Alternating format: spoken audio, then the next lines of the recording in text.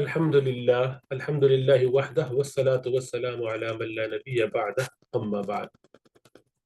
سیرت مصطفیٰ حضرت مولانا ادریس کاندھلوی رحمۃ اللہ علیہ کی ہم اس کا مطالعہ کر رہے ہیں۔ بدر کے واقعات ہم نے پڑھے۔ ایک یہودیہ عصمہ نامی، اس کے قتل کا واقعہ 26 رمضان المبارک سن 2 ہجری میں پیش آیا۔ ایک عورت تھی یہودی جو رسول اللہ صلی اللہ علیہ وسلم کی حج میں اشعار کہا کرتی تھی اور طرح طرح کی آپ کو ایذا پہنچاتی تھی، لوگوں کو آپ سے اور اسلام سے برگشتہ کرتی۔ ہنوز آپ بدر سے واپس نہ ہوئے تھے کہ پھر اس قسم کے اشعار گئے۔ عمیر بن عدی رضی اللہ تعالیٰ عنہ کو سنتے ہی جوش آ گیا اور یہ منت مانی کہ اگر اللہ کے فضل سے رسول اللہ صلی اللہ علیہ وسلم بدر سے صحیح سالم واپس آ گئے تو اس کو ضرور قتل کروں گا۔ رسول اللہ صلی اللہ علیہ وسلم جب بدر سے مظفر و منصور یعنی کامیاب و کامران صحیح سالم واپس تشریف لے آئے تو عمیر شب کے وقت تلوار لے کر روانہ ہوئے اور اس کے گھر میں داخل ہوئے۔ چونکہ نابینا تھے اس لیے اسما کو ہاتھ سے ٹٹولا اور بچے جو اس کے ارد گرد تھے ان کو ہٹایا اور تلوار کو سینے پر رکھ کر زور سے دبایا کہ پشت سے پار ہو گئی۔ نظر پوری کر کے واپس ہوئے اور صبح کی نماز ادا کی، رسول اللہ صلی اللہ علیہ وسلم کے ساتھ واقعے کی اطلاع دی اور عرض کی کہ یا رسول اللہ صلی اللہ علیہ وسلم، مجھ پر اس بارے میں کچھ مواخذہ تو نہ ہوگا؟ آپ نے فرمایا نہیں، اس بارے میں 2 بھیڑیں بھی سر نہ ٹکرائیں گی۔ یعنی ایک ایسا فعل نہیں ہے کہ جس میں کسی قسم کا اختلاف یا نزاع کر سکے۔ انسان تو درکنار، بھیڑ اور بکریاں بھی اپنے سینگ آپس میں نہ ٹکرائیں گے۔ یعنی بالکل تم نے ٹھیک کیا۔ پیغمبر برحق کی شان میں گستاخی کرنے والے کا قتل کہیں قابل مواخذہ ہو سکتا ہے، بلکہ اعظم قربات اور افضل عبادات میں سے اعظم قربات یعنی اللہ کا قرب حاصل کرنے کے سب سے بڑا ذریعہ، اور اسی طرح عبادات میں یہ افضل ترین عبادات میں سے ہے جس میں کوئی اختلاف نہیں، جانور بھی اس کو حق سمجھتے ہیں۔ مصنف حماد بن سلمہ میں مذکور ہے، یعنی مصنف حماد بن سلمہ جو امام ہے ان کی مصنف کتاب کا نام میں مذکور ہے کہ یہ عورت ایام ماہواری کے خون آلود کپڑے مسجد میں لا کر ڈالتی تھی، اس طرح اذیت دیا کرتی تھی اور اشعار گندے گندے پٹانگ باتیں اور لوگوں کو برگشتہ کرتی تھی۔ مصنف حدیث کی جو کتابیں ہوتی ہیں اس کا ایک قسم ہے، جس طریقے سے مستدرک ہوتی ہے یا اسی طریقے سے سنن ہوتی ہے، مسند ہوتی ہے، جامع ہوتی ہے۔ الغرض رسول اللہ صلی اللہ علیہ وسلم عمیر کے اس فعل سے بہت مسرور ہوئے اور صحابہ سے مخاطب ہو کر فرمایا کہ اگر ایسے شخص کو دیکھنا چاہتے ہو جس نے اللہ اور اس کے رسول کی غائبانہ مدد کی ہو تو عمیر بن عدی کو دیکھو۔ حضرت عمر نے فرمایا اس اعمیٰ کو دیکھو تو صحیح کہ کس طرح چھپ کر اللہ کی اطاعت کے لیے روانہ ہوا۔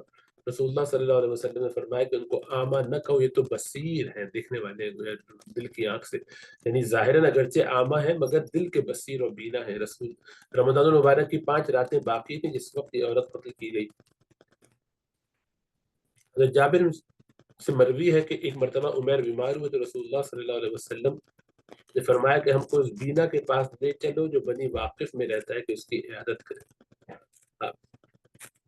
غزوہ قرقرۃ القدر، غزوہ بدر سے مراجعات کے بعد واپس آنے کے بعد شروع شوال میں بنی سلیم اور بنی غطفان کے اجتماع کی خبر پا کر یہ 2 قبیلے مل کے آپس میں جوڑ کر رہے تھے۔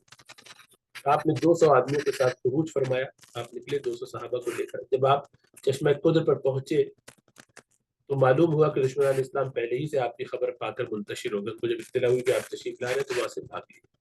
3 روز آپ نے وہاں قیام فرمایا اور بغیر کسی قتل و قتال کے واپس آ گئے۔ بعض روایت سے معلوم ہوتا ہے کہ یہاں سے آپ نے ایک سریہ ان کے تعاقب میں روانہ فرمایا جو غنیمت میں 500 اونٹ لے کر واپس آیا۔ بقیہ شوال اور ذی القعدہ آپ مدینے میں رہے اور اس عرصے میں اسیران بدر فدیہ لے کر رہا کیے گئے قیدیوں کو۔ قتل ابی افک یہودی، شوال ہی میں رسول اللہ صلی اللہ علیہ وسلم نے سالم بن عمیر رضی اللہ تعالیٰ عنہ کو ابو افک یہودی کے قتل کے لیے روانہ کیا۔ یہ مذہباً یہودی تھا اور بوڑھا تھا، 120 سال کی عمر تھی۔ رسول اللہ صلی اللہ علیہ وسلم کی حج میں شعر کہتا تھا اور لوگوں کو آپ کی عداوت پر برانگیختہ ابھارتا تھا۔ جب اس کی دریدہ دہنی، منہ کا کھلا ہوا ہونا یعنی بہت بدتمیز ہونا حد سے گزر گیا تو ارشاد فرمایا کہ کون ہے جو میرے لیے یعنی محض میری عزت اور حرمت کے لیے اس خبیث کا کام تمام کرے۔ سالم بن عمیر نے عرض کیا کہ یا رسول اللہ صلی اللہ علیہ وسلم، میں نے پہلی منت مانی ہوئی کہ ابو افک کو قتل کر دوں گا یا خود مر جاؤں گا۔ یہ سنتے ہی سالم تلوار لے کر روانہ ہوئے۔ گرمی کی رات تھی کہ ابو غفلت کی نیند سو رہا تھا۔ پہنچتے تلوار اس کے جگر پر رکھی اور زور سے دبایا کہ پار ہو کر بستر تک پہنچ گئی۔ ابو نے ایک چیخ ماری، لوگ دوڑے مگر کام تمام ہو چکا تھا۔ سالم بن عمیر بدری بھی ہے اور بیت عقبہ میں بھی شریک ہے، خوف خدا بندی سے بہت رونے والے تھے، گریہ و بکا کی خاص کیفیت آپ پر طاری رہتی تھی۔ معاویہ رضی اللہ عنہ کے زمانے میں انتقال فرمایا۔ غزوہ بنی قینقاع، یہ 15 شوال اور یہ 2 ہجری کا واقعہ ہے، ہفتے کے دن کا شنبہ۔ بنی قینقاع عبداللہ بن سلام رضی اللہ عنہ کی برادری کے لوگ تھے، لوگ کا قبیلہ قینقاع، بنو نذیر، بنو قریظہ، 3 قبائل سے تھے۔ نہایت شجاع اور بہادر تھے، زرگری کا کام کرتے تھے۔ شوال کی 15-16 تاریخ کو بروز شنبہ رسول اللہ صلی اللہ علیہ وسلم ان کے بازار میں تشریف لے گئے اور سب کو جمع کر کے واعظ فرمایا، اے گروہ یہود، اللہ سے ڈرو، جیسے بدر میں قریش پر خدا کا عذاب نازل ہوا کہیں اسی طرح تم پر نازل نہ ہو۔ اسلام لے آؤ، اس لیے کہ تحقیق تم خوب پہچانتے ہو کہ میں بالیقین اللہ کا نبی اور اس کا رسول ہوں، جس کو تم اپنی کتابوں میں لکھا ہوا پاتے ہو، اور اللہ نے تم سے اس کا عہد لیا ہے۔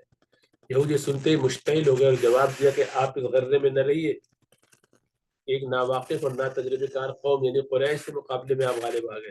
واللہ اگر ہم سے مقابلہ ہو تو ہم خوب آپ معلوم ہو جائے گا کہ ہم مرد ہیں۔ اس پر حق جل وعلا نے یہ آیت نازل فرمائی، قد کان لکم آیۃ فی فئتین التقطا فئۃ تقاتل فی سبیل اللہ واخری کافرۃ یرونہم مثلہم رأی العین واللہ یؤید بنصرہ من یشاء ان فی ذلک لعبرۃ لأولی الابصار۔ تحقیق تمہاری یہ نشانی ہے ان 2 جماعتوں میں کہ باہم ایک دوسرے سے لڑی، ایک جماعت تو خدا کی راہ میں قتال کرتی تھی، دوسری جماعت کافروں کی تھی، کہ مسلمانوں کو اپنے سے 2 چند دیکھتی تھی کھلی آنکھوں سے، اور اللہ تعالیٰ جس کو چاہتا ہے اپنی امداد سے قوت دیتے۔ اس میں عبرت اہل بصیرت کی تھی۔ رسول اللہ صلی اللہ علیہ وسلم جب ہجرت کر کے مدینہ منورہ تشریف لائے تو بنی قینقاع اور بنی قریظہ اور بنی نذیر سے یہ معاہدہ ہوا تھا کہ آپ نہ ہم سے جنگ کریں گے، نہ آپ کے دشمن یعنی رسول اللہ صلی اللہ علیہ وسلم کے دشمن کو کسی قسم کی مدد دیں گے۔ مگر سب سے پہلے بنی قینقاع نے عہد شکنی کی اور نہایت درستی سے رسول اللہ صلی اللہ علیہ وسلم کو جواب دیا اور آمادہ جنگ ہو گئے۔ یہ لوگ مضافات مدینہ میں رہتے تھے۔ رسول اللہ صلی اللہ علیہ وسلم نے مدینہ میں بجائے اپنی جگہ یعنی ابو لبابہ بن عبد المنذر الانصاری رضی اللہ عنہ صحابی رسول ہے، ابو لبابہ، ان کو مقرر فرمایا، اور پھر بنی قینقاع کی طرف آپ نے خروج فرمایا۔ ان لوگوں نے قلعے میں داخل ہو کر دروازہ بند کر دیا۔ رسول اللہ صلی اللہ علیہ وسلم نے 15 شوال سے لے کر غزہ ذی قعدہ یعنی تقریباً سمجھ لیجیے کہ 15-16 دن، پورے 15 دن، یعنی جب غزہ ذی قعدہ میں ذی قعدہ جب شروع ہونے والا تو 15 شوال سے تقریباً 15 ہی دن تک آپ نے ان کا محاصرہ کیا۔ بلاخر مجبور ہو کر 16ویں روز یہ لوگ قلعے سے اتر آئے۔ رسول اللہ صلی اللہ علیہ وسلم نے ان کی مشقیں باندھنے کا حکم دیا۔ راس المنافقین عبداللہ بن ابی بن سلول کی الہا زاری کی وجہ سے قتل سے تو درگزر فرمائے، آپ نے کہا کہ ان کو قتل نہ کریں، مگر مال و اسباب لے کر جلائے وطن کر دیے گئے اور مال غنیمت لے کر مدینہ منورہ واپس ہوئے۔ 1 خمس رسول اللہ صلی اللہ علیہ وسلم نے لیا اور 4 خمس غانمین پر تقسیم فرمایا۔ بدر کے بعد یہ پہلا خمس حج رسول اللہ صلی اللہ علیہ وسلم نے اپنے دست مبارک سے لیا۔ عبادہ بن صامت رضی اللہ عنہ فرماتے کہ بنی قینقاع سے میرے حلیفانہ تعلقات میں ان کی اس شرارت اور بدعہدی کو دیکھ کر میں نے ان سے قطع تعلق کر لیا اور ان سے تبری اور بیزاری کا اعلان کر دیا، میرا تم سے کوئی تعلق نہیں۔ برات، یا رسول اللہ صلی اللہ علیہ وسلم، میں آپ کے دشمنوں سے بری اور بیزار ہو کر اللہ اور اس کے رسول کی طرف آتا ہوں، اللہ اور اس کے رسول اور اہل ایمان کو اپنا دوست اور حلیف بناتا ہوں اور کافروں کی دوستی اور عہد سے بالکل لیا بری اور علیحدہ ہوتا ہوں۔ اس حدیث سے ظاہر ہے کہ ایمان کے لیے جیسے اللہ اور اس کے رسول اور عباد مومنین کی محبت ضروری ہے، اسی طرح اللہ اور اس کے رسول کے دشمنوں سے عداوت، نفرت، بیزاری اور برات کا اعلان بھی ضروری ہے۔ ایسی ہی جگہ صادق آتا ہے کہ یہ تولی کرنا ہے، تولا بے تبرہ نیست ممکن، یعنی ولی ہو ولایت کرنا، کسی سے دوستی دشمنوں سے کنارہ کشی کے بغیر ممکن نہیں ہے۔ تولا بے تبرہ نیست ممکن، فارسی کا انداز مصرع ہے کسی شعر کا۔ تفصیل اگر درکار یا تو شعر کا ہوگا یا ہو سکتا ہے کوئی ضرب المثل کے طور پہ ایسے ہی بولا جاتا ہے اس میں بھی، لیکن عموماً کسی بڑے شعر کے حصے ہوتے ہیں، اللہ اعلم۔ تفصیل اگر درکار ہے تو عارف ربانی شیخ مجدد الفسانی کی مکتوبات کی طرف مراجعت فرمائیں کہ ایمان کے لیے فقط تصدیق کافی نہیں جب تک کہ خدا کے دشمنوں سے تبری اور بیزاری نہ ہو، اور یہ امام محمد رحمہ اللہ سے منقول ہے کہ تبری عن الکفر والکفار ایمان کی شرط لازم ہے، جیسا کہ علم کلام کی کتابوں میں مذکور ہے۔ غزوہ سوئے، اسی لیے یہ کہنا کہ بھائی کوئی بات نہیں، دشمن ہو لڑ رہے، پتہ نہیں کون حق پہ حق اور باطل میں پتہ ہی نہیں چل رہا، ہمیں مسلمان ہو غیر مسلم ہے، تو ہم خاموش ہو جاتے ہیں، نیوٹرل ہو جاتے ہیں۔ نیوٹرل نہیں ہو سکتے، حق کے ساتھ ہی ہونا ہوگا۔ غزوہ سوئے، یہ سویق سویق نظر دیتا ہے 5 ذی الحجہ سن 2 ہجری، بدر سے جب مشرکین کا ہزیمت خوردہ یعنی ہارا ہوا، لشکر خائب یعنی نامراد اور خاسر نقصان اٹھایا ہوا مکہ پہنچا تو ابو سفیان بن حرب نے قسم کھائی، ابھی مسلمان نہیں ہوئے، کہ جب تک مدینے پر حملہ نہ کر لوں گا اس وقت تک غسل جنابت نہ کروں گا، یعنی یہ کہ اپنی بیگم کے پاس نہیں جاؤں گا۔ چنانچہ اپنی قسم پوری کرنے کے لیے شروع ذی الحجہ میں 200 سواروں کو ہمراہ لے کر مدینے کی طرف روانہ ہوا۔ مقام عرید میں پہنچ کر، جو مدینہ سے 3 میل کے فاصلے پر ہے، ایک کھجور کے باغ میں گھسے بعد 2 شخص زراعت کے کام میں مصروف تھے، ایک شخص انصار میں سے تھا اور دوسرا اجیر تھا، ان دونوں کو قتل کر دیا، اجیر جس سے کام اجرت پہ کام دے رہے تھے، اور کچھ درخت جلائے اور سمجھا کہ ہماری قسم پوری ہو گئی اور بھاگ گئے۔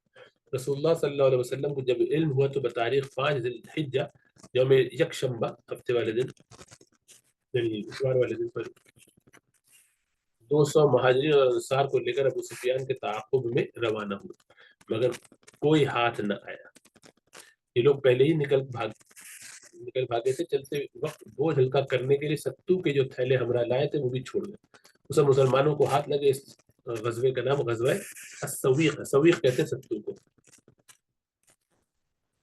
عید الاضحیٰ 9 ذی الحجہ کو رسول اللہ صلی اللہ علیہ وسلم غزوہ سویق سے واپس ہوئے اور 10 ذی الحجہ کو 2 رکعت نماز عید ادا فرمائے، 2 مینڈھے قربان کیے اور مسلمانوں کو قربانی کا حکم دیا۔ مسلمانوں کی پہلی بقرعید تھی۔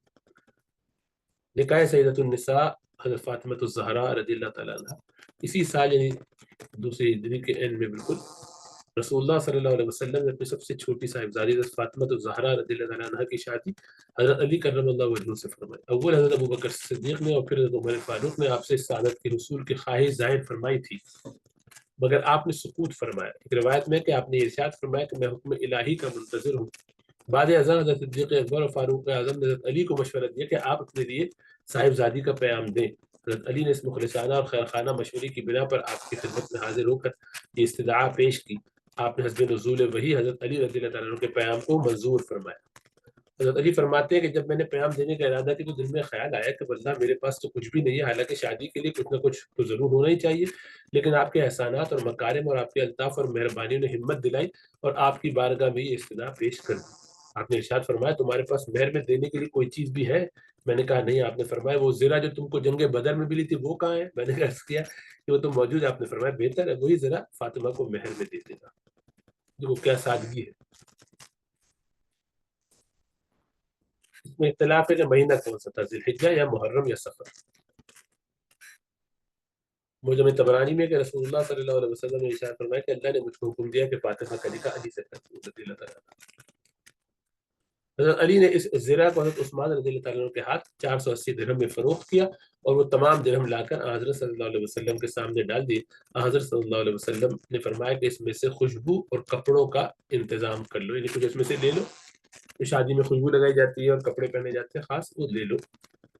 رسول اللہ صلی اللہ علیہ وسلم نے صاحبزادی کو جہیز میں جو سامان دیا وہ یہ تھا: ایک لحاف، ایک چمڑے کا گدا جس میں بجائے روئی کے کسی درخت کی چھال بھری ہوئی تھی، 2 چکیاں اور ایک مشکیزہ اور 2 مٹی کے گھڑے۔ جب عروسی کا وقت آیا تو حضرت صلی اللہ علیہ وسلم نے رخصتی کا حضرت صلی اللہ علیہ وسلم نے حضرت علی سے فرمایا کہ کوئی مکان لے لو۔ حضرت علی نے ایک مکان کرایہ پر لے لیا اور اس میں عروسی فرمائی۔ حضرت فاطمہ نے مشورہ دیا کہ حارثہ بن نعمان کا مکان مانگ لو۔ حضرت علی نے فرمایا مجھ کو شرم آتی ہے۔ کسی طرح یہ خبر حضرت حارثہ کو پہنچ گئی۔ حارثہ حضرت صلی اللہ علیہ وسلم کی خدمت میں حاضر ہوئے اور عرض کیا کہ یا رسول اللہ، خدا کی قسم جو لے لیں گے وہ اس سے زیادہ محبوب ہوگا جو چھوڑ دیں گے۔ آپ نے فرمایا صدق تبارک اللہ فیک، سچ کا اللہ تجھ میں برکت دے۔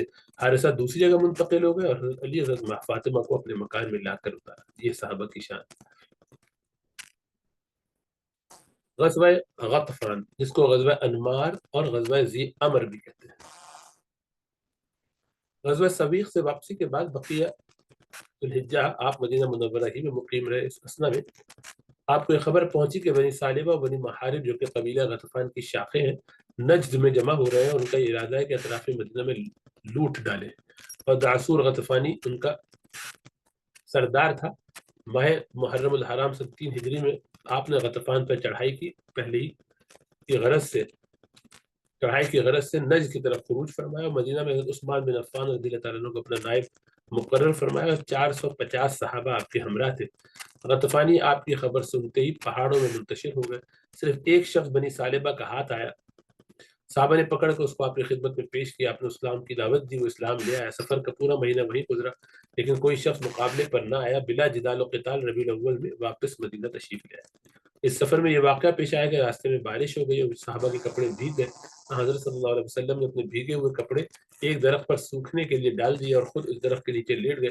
وہاں کے اعراب آپ کو دیکھ رہے تھے۔ اعراب نے اپنے سردار دعسور سے، جو ان میں بڑا بہادر تھا، یہ کہا کہ محمد صلی اللہ علیہ وسلم اس درخت کے نیچے تنہا لیٹے ہوئے ہیں اور ان کے اصحاب منتشر ہیں، یعنی ادھر ادھر پھیلے ہوئے، وہ اکیلے ہیں، تو جا کر ان کو قتل کرا۔ دعسور نے ایک نہایت تیز تلوار لی اور برہنہ تلوار لے کر آپ کے پاس کھڑا ہو گیا اور کہا، اے محمد بتاؤ آج تم کو میری تلوار سے کون بچائے گا؟ آپ نے فرمایا اللہ تعالیٰ بچائے گا۔ آپ کا یہ فرمانا تھا کہ جبریل امین نے اس کے سینے پر مکہ مارا، اسی وقت تلوار اس کے ہاتھ سے گر پڑی اور حضور پر نور صلی اللہ علیہ وسلم نے اس کو اٹھا لیا اور دعسور سے فرمایا کہ تم بتاؤ کہ اب تم کو میری تلوار سے کون بچائے گا؟ اس نے کہا کوئی نہیں، اور اسلام لے آیا اور یہ کلمہ پڑھا کہ اشہد ان لا الہ الا اللہ واشہد ان محمد رسول اللہ۔ یہ وعدہ کیا کہ اب آپ کے مقابلے کے لیے کوئی فوج جمع نہ کروں گا۔ آپ نے دعسور کو اس کی تلوار واپس کر دی۔ یہ تھوڑی دور چلا اور واپس آیا اور یہ عرض کیا کہ واللہ مجھ سے آپ بہتر ہیں۔ دعسور جب اپنی قوم کی طرف واپس آیا تو لوگوں نے اس سے کہا کہ جو بات تو کہہ کر گیا تھا وہ کہاں گئی؟ اس پر دعسور نے سارا ماجرا سنایا اور کہا کہ اس طرح غیب سے میرے سینے پہ ایک مکہ لگا جس سے میں چت گر گیا، اس طرح گرنے سے میں نے پہچان لیا اور یقین کر لیا کہ وہ مکہ مارنے والا کوئی فرشتہ ہے، اس لیے میں نے اسلام قبول کر لیا اور آپ کی رسالت کی شہادت دی اور اپنی قوم کو اسلام کی دعوت دی۔ اس بارے میں یہ آیت نازل ہوئی، یا ایھا الذین آمنوا اذکروا نعمت اللہ علیکم اذ ہم قوم ان یبسطوا الیکم ایدیہم فکف ایدیہم عنکم۔ اے ایمان والو، اللہ کے اس انعام کو یاد کرو کہ جب ایک قوم نے یہ قصد کیا کہ تم پر ہاتھ چلائے اور اللہ تعالیٰ نے ان کے ہاتھ روک دیے۔ امام بیہقی فرماتے ہیں کہ اسی قسم کا واقعہ قصہ غزوہ ذات رقاع میں بھی پیش آیا۔ واقعی نے اس قصے کو غزوہ غطفان کے بیان میں ذکر کر دیا۔ اگر یہ محفوظ ہے تو یہ دو مختلف قصے ہیں، اور ایک غزوہ غطفان میں پیش آیا یہ والا، اور ایک غزوہ ذات الرقاع میں، جیسا کہ آئندہ بیان ہوگا۔ اور محققین کی رائے یہی ہے کہ دو الگ الگ قصے ہیں۔ تو ذات رقاع والے میں وہ شخص ایمان نہیں لایا تھا، وہ تو اکیلے ایک بدو تھا، اس نے آپ کو اکیلا دوپہر میں اس طرح سے پایا تھا سفر کے دوران، اور وہاں بھی اسی طرح کا واقعہ ہوا۔ وہ ایمان نہیں لایا لیکن اس نے کہا کہ میں آپ کے خلاف کبھی تلوار نہیں اٹھاؤں گا، اور لوگوں میں جا کے تعریف کی کہ ایسا اچھے اخلاق کے شخص سے مل کے آیا۔ غزوہ بحران، غزوہ غطفان سے واپسی کے بعد ماہ ربیع الاول میں آپ نے مدینہ میں مدینہ میں گزارا۔ ربیع الثانی میں آپ کو یہ خبر پہنچی کہ مقام بحران جو حجاز کا معدن ہے، کانے وغیرہ جہاں ہوتی ہیں، وہاں بنی سلیم اسلام کی مخالفت پر جمع ہو رہے ہیں۔ آپ نے خبر پاتے ہی 300 صحابہ کی معیت میں بحران کی طرف خروج کیا اور مدینے پر عبداللہ بن ابن ام مکتوم نابینا صحابی جو مؤذن رسول بھی تھے صلی اللہ علیہ وسلم، ان کو مقرر فرمایا۔ وہ لوگ آپ کی تشریف آوری کی خبر سنتے ہی منتشر ہو گئے، بلا جدال و قتال مدینہ واپس آ گئے۔ علماء سیر کا اس میں اختلاف ہے کہ بحران میں کتنی مدت آپ کا قیام فرمایا، بعض کہتے ہیں صرف 10 روز اور بعض کہتے ہیں 16 تک قیام فرمایا۔ کعب بن اشرف یہودی کا قتل، یہ کعب بن اشرف جو ہے مدینہ میں جب فتح بدر کی بشارت پہنچی تو اس کو بہت صدمہ ہوا، اور اس نے کہا کہ اگر یہ خبر صحیح ہے تو مکہ کے بڑے بڑے سردار اور اشراف مارے گئے تو پھر زمین کا بطن یعنی زمین کا پیٹ، اس کی زہر یعنی اس کے پشت اس کے اوپر رہنے سے بہتر ہے، یعنی مر جانا بہتر ہے جینے سے، تاکہ آنکھیں ذلت اور رسوائی کو نہ دیکھیں۔ لیکن جب اس خبر کی تصدیق ہو گئی تو مقتولین بدر کی تعزیت کے لیے مکہ روانہ ہوا، اور جو لوگ بدر میں مارے گئے تھے ان کے مرثیے لکھے، یہ شاعر بھی تھا، ان کو پڑھ کر خود بھی روتا تھا اور دوسروں کو بھی رلاتا تھا، اور رسول اللہ صلی اللہ علیہ وسلم کے مقابلے میں لوگوں کو جوش دلا دلا کر آمادہ قتال کرتا تھا۔ ایک روز قریش کو حرم میں لے کر آیا، سب نے بیت اللہ کا پردہ تھام کر مسلمانوں سے قتال کرنے کا حلف اٹھایا۔ کچھ وقت کے بعد مدینہ واپس آیا اور مسلمان عورتوں کے متعلق عشقیہ اور گندے اشعار کہنے شروع کر دیے، یعنی مسلمان عورتوں کے وضاقتہ کے حوالے سے گندے اشعار۔ کعب بن مالک رضی اللہ تعالیٰ عنہ راوی ہے کہ کعب بن اشرف بڑا شاعر تھا، یہ خود بھی کعب بن مالک رضی اللہ تعالیٰ عنہ یہ بھی شاعر رسول ہیں۔ صلی اللہ علیہ وسلم. رسول اللہ صلی اللہ علیہ وسلم کے حج میں اشعار کہتا اور کفار مکہ کو رسول اللہ صلی اللہ علیہ وسلم کے مقابلے کے لیے ہمیشہ بھڑکاتا رہتا تھا اور مسلمانوں کو طرح طرح کی ایذا دیا کرتا تھا. رسول اللہ صلی اللہ علیہ وسلم مسلمانوں کو صبر اور تحمل کا حکم فرماتے رہے، لیکن جب کسی طرح یہ شرارت سے باز نہ آیا تو آپ نے اس کے قتل کا حکم فرمایا.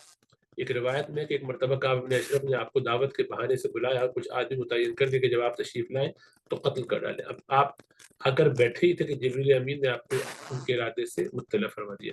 آپ فوراً وہاں سے روح امین کے پروں کے سائے میں باہر تشریف لے آئے اور واپسی کے بعد قتل کا حکم دیا.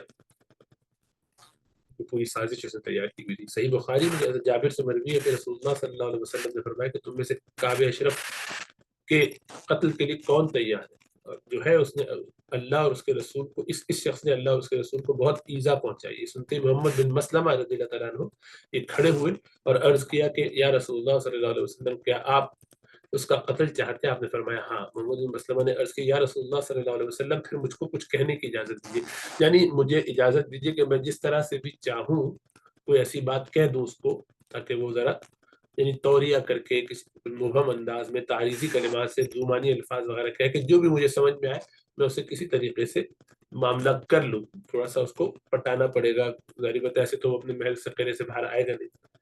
تو ایسی کوئی بات کہہ سکوں جس کو سن کر وہ بظاہر خوش ہوئے، اور آپ نے فرمایا ٹھیک ہے اجازت. محمد بن مسلمہ رضی اللہ تعالیٰ عنہ ایک روز کعب سے ملنے گئے اور اثناء گفتگو میں کہا کہ یہ مرد یعنی رسول اللہ صلی اللہ علیہ وسلم کے بارے میں کہا یہ ہم سے فقراء و مساکین پر تقسیم کرنے کے لیے صدقہ اور زکوٰۃ مانگتے ہیں اور اس شخص نے ہم کو مشقت میں ڈال دیا ہے. بے شک یہ چیز حریص اور تام نفوس یعنی لالچ نفسوں پر بہت شاق اور گراں ہے، لیکن مخلصین اور صادقین کو صدقے دل سے صدقات کا دینا اور فقراء و مساکین کی اعانت اور امداد کرنا انتہائی محبوب اور غایت درجے لذیذ ہے، بلکہ خدا کی راہ میں مال خرچ کرنا ان کو زیادہ پسند ہے، نہ کرنے ان پر شاق گزرتا. یہ بتا رہے ہیں لیکن وہاں پر اس طرح کا انہوں نے نقشہ کھینچا کہ یہ ہم پر بڑا بار ہو رہا ہے کہ اگر تو زکوٰۃ دینی پڑتی ہے سال میں اتنا یہ ہے اور یہ ہے، تو اس طرح سے اس کو گویا اپنی طرف کرنے کے لیے. میں اس وقت آپ کے پاس قرض لینے آیا ہوں. کہ آپ نے کہا ابھی کیا ہے، آگے چل کر دیکھنا، خدا کی قسم تم ان سے اکتا جاؤ گے. محمد بن مسلمہ نے کہا کہ اب تو ہم ان کے پیرو ہو چکے، ان کا چھوڑنا ہم پسند نہیں کرتے کہ انجام کے منتظر. اور دل میں یہ تھا کہ انجام کار اللہ اور اس کے رسول کی فتح اور دشمنوں کی شکست یقینی اور محقق ہے، جس میں شبہ کی ذرہ گنجائش نہیں. سامنے کہا ایسے کہ ہم تو ان کے انجام کے منتظر، مطلب دل میں تو یہ کہ جیتیں گے. آپ کے سامنے ایسا لگ رہا ہے، اس کے سامنے اس وقت ہم یہ چاہتے ہیں کہ کچھ غلہ ہم کو بطور قرض دے دو. آپ نے کہا بہتر ہے مگر میرے پاس کوئی چیز رہن رکھوا دو.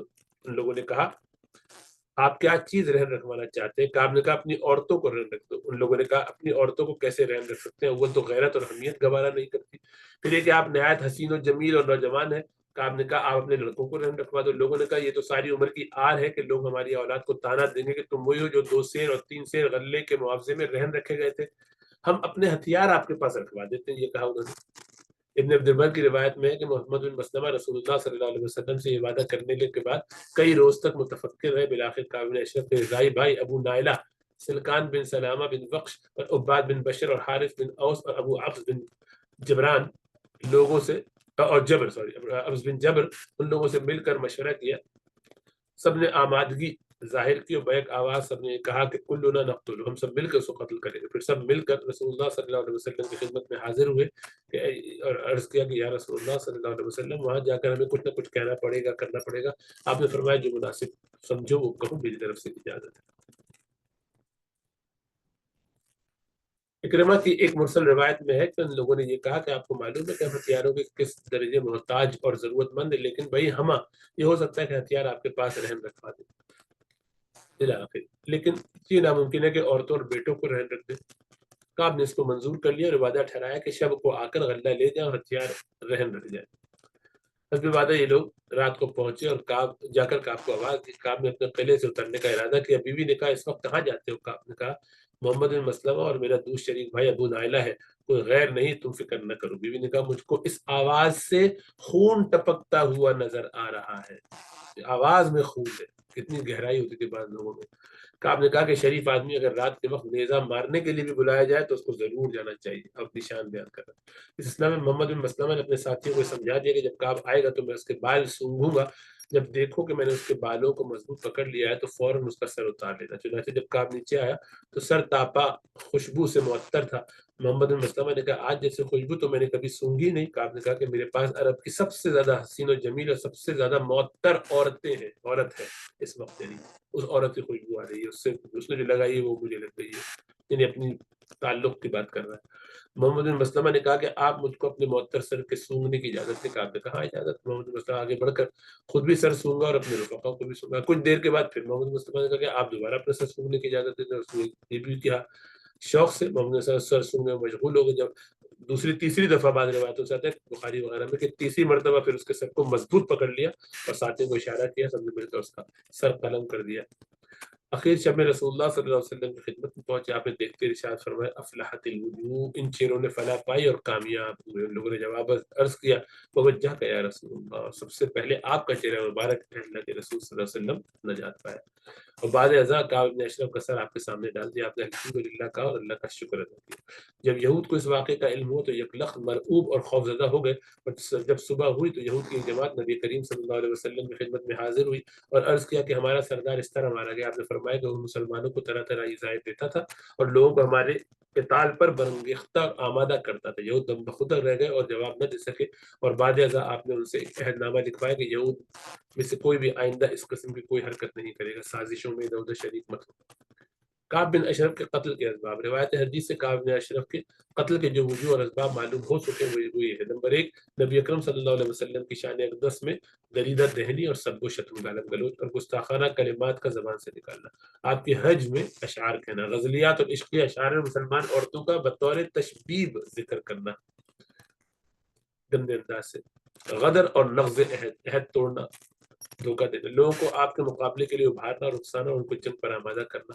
دعوت کے بہانے سے آپ کے قتل کی سازش کرنا. دین اسلام پر طعن کرنا. لیکن قتل کا سب سے قوی سبب آپ کی شان اقدس میں دریدہ دہنی اور سب و شتم ہے اور آپ کے حج میں اشعار کہنا ہے. شیخ الاسلام علامہ ابن تیمیہ رحمۃ اللہ علیہ نے اپنی کتاب الصارم المسلول علی شاتم الرسول میں اس پر مفصل کلام کیا. زہری سے مروی ہے کہ یہ آیت وَلَا تَسْمَعُنَّ مِنَ الَّذِينَ أُوتُوا الْكِتَابَ مِنْ قَبْلِكُمْ وَمِنَ الَّذِينَ أَشْرَكُوا أَذًى كَثِيرًا, اور البتہ سنو گے تم اہل کتاب سے اور مشرکین سے بہت بدگوئی اور بد زبانی. کعب بن اشرف کے بارے ہی میں نازل ہوئی. عباد بن بشر رضی اللہ تعالیٰ نے اس بارے میں یہ اشعار بھی فرمائے ہیں. بہرحال اس کو چھوڑ دیتے. حویسہ بن مسعود رضی اللہ تعالیٰ عنہ, ان کا اسلام. کعب بن اشرف کے قتل کے بعد رسول اللہ صلی اللہ علیہ وسلم نے صحابہ کو یہ حکم دیا کہ اس قسم کے یہود کو جہاں کہیں پاؤ قتل کر ڈالو. چنانچہ حویسہ بن مسعود کے چھوٹے بھائی محیصہ بن مسعود نے ابن سبینہ یہودی کو قتل کر ڈالا جو تجارت کرتا تھا, اور خود حویسہ اور محیصہ اور دیگر اہل مدینہ سے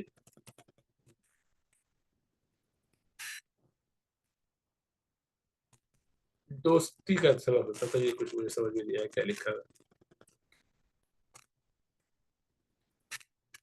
تو ویسا بھی مسلمان نہ ہوئے تھے اور محیصہ پہلے سے مسلمان تھے. تو ویسا چونکہ عمر میں بڑے تھے, محیصہ کو پکڑ کر مارنا شروع کیا اور کہا کہ اے اللہ کے دشمن, تو نے اس کو قتل کر ڈالا. خدا کی قسم اس کے مال سے کتنی چربی تیرے پیٹ میں ہے. محیصہ نے کہا کہ خدا کی قسم مجھ کو اس قتل کا ایسی ذات نے حکم دیا کہ اگر وہ ذات بابرکات تیرے قتل کا بھی حکم دیتی تو واللہ میں تیری بھی گردن اٹھا دیتا. ویسا نے کہا کیا خدا کی قسم اگر محمد صلی اللہ علیہ وسلم تجھ کو میرے قتل کا حکم دے تو واقعی مجھ کو قتل کر ڈالے گا. محیصہ نے کہا کہ ہاں خدا کی قسم اگر تیری گردن مارنے کا حکم دیتے تو ضرور تیری گردن مار دیتا اپنے بھائی کو.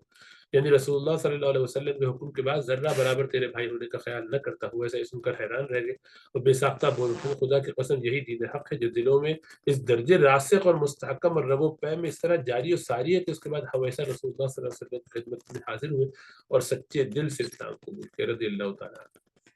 سریہ زید بن حارثہ رضی اللہ تعالیٰ عنہ, یہ 3 ہجری کا واقعہ بدر کے بعد قریش مکہ مسلمانوں سے اس درجے مرعوب اور خوفزدہ ہو گئے کہ ان کے چھیڑ چھاڑ کے اندیشے سے اپنا قدیم راستہ ہی چھوڑ دیا. چنانچہ بجائے شام کے راستے کے عراق کا راستہ اختیار کیا اور رہبری کے لیے فرات بن حیان عجلی کو اجرت پر ہمراہ لیا اور ایک قافلہ بغرض تجارت مکہ سے مال کثیر لے کر براہ عراق کے راستے سے روانہ ہوا, جس میں ابو سفیان بن حرب, ابو سفیان بن اور صفوان بن امیہ اور حویتب بن عبد العزیٰ اور عبداللہ بن ابی ربیعہ. فتح مکہ میں چاروں حضرات فتح مکہ کے موقع میں چاروں ایمان لے آئے.